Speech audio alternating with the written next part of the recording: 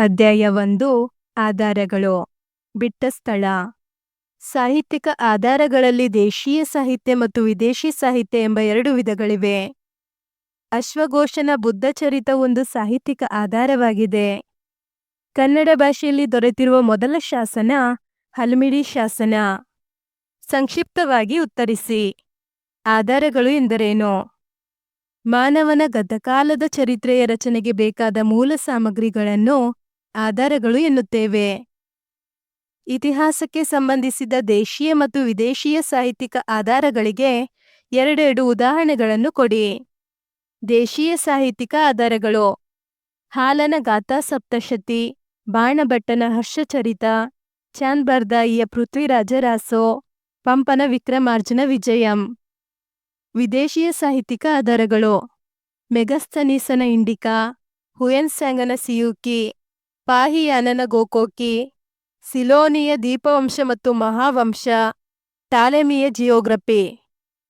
ನಾಣ್ಯಶಾಸ್ತ್ರ ಎಂದರೇನು?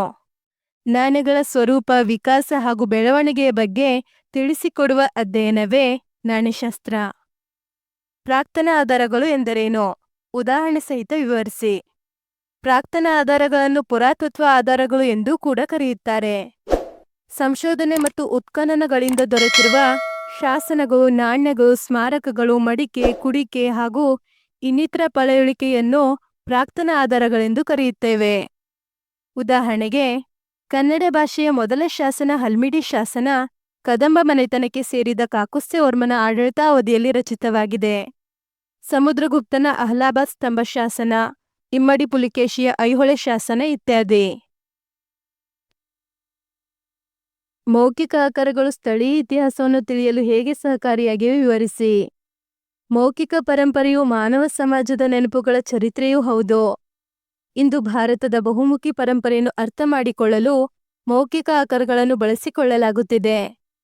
ಅನಾದಿ ಕಾಲದಿಂದಲೂ ಮಾನವ ತನ್ನ ಅನುಭವ ಹಾಗೂ ನೆನಪುಗಳನ್ನು ಹಾಡು, ಕಾವ್ಯ, ಲಾವಣಿಗಳ ರೂಪದಲ್ಲಿ ಮೌಖಿಕವಾಗಿ ತಲೆಮಾರಿನಿಂದ ತಲೆಮಾರಿಗೆ ಉಳಿಸಿಕೊಂಡು ಬಂದಿದ್ದಾನೆ.